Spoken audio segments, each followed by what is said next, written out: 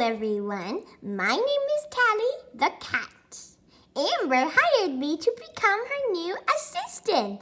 Yippee! I am so excited. Amber? Hello everyone. Welcome back to my channel. It's Amber here, and Tally, you're indeed correct. She is my new assistant throughout the session.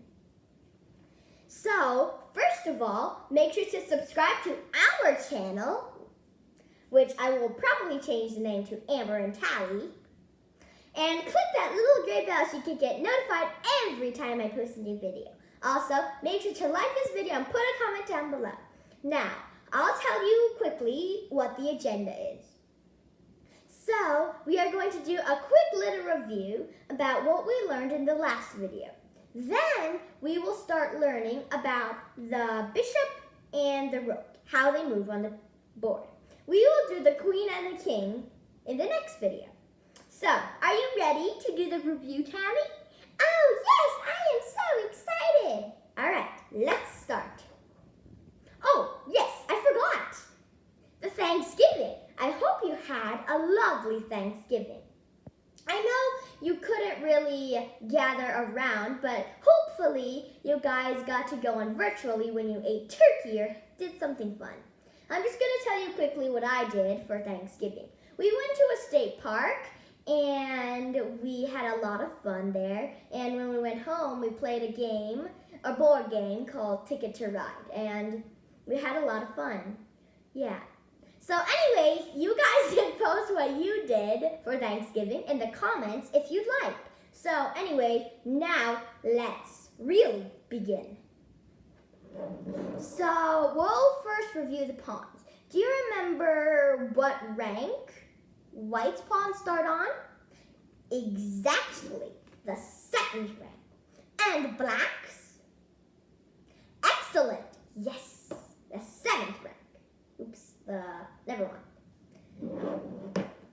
And what does White's knights, what square are they on in the beginning? Correct. B1 and G1. Black's? Awesome. B8 and G8. Now, let's review how these pieces move quickly. So, what's a pawn's normal move? Exactly. One square. Boing. Did you remember I told you that pawns cannot move backwards? I think I did. But do you remember a special move?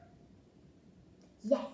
When a pawn is on the home rank, which is second or seventh rank, they can move two squares like this. 1, 2. But after they're off the home rank, no more twos, just ones.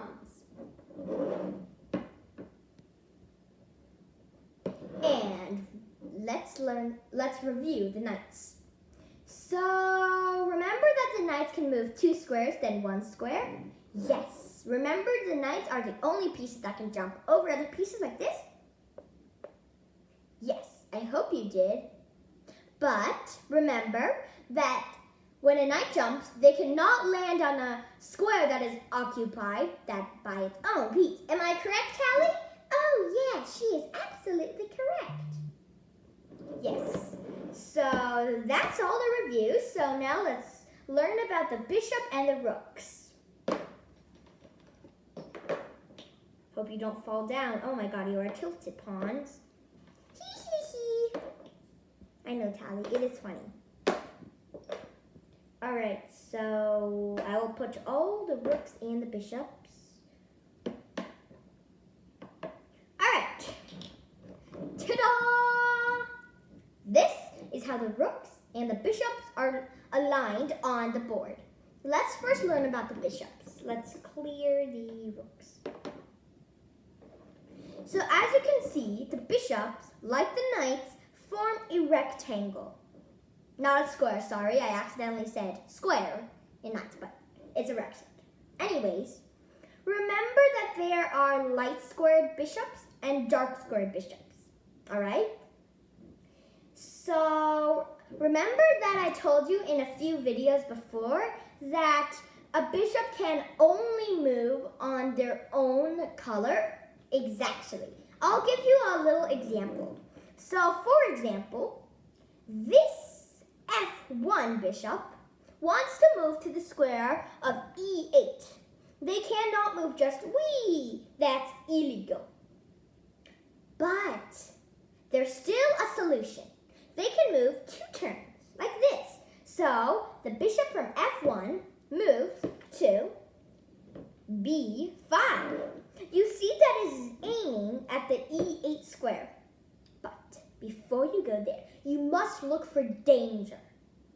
Remember, danger is like when other pieces can eat you. Look around carefully. Tally, do you see any dangers? Not any dangers.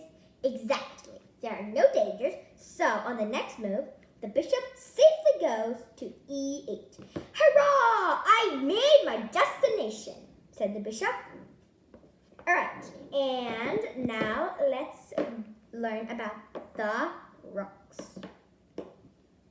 So did you notice that the rooks are in the corners? Right. And they form a square, right? Unlike the bishop and the knight.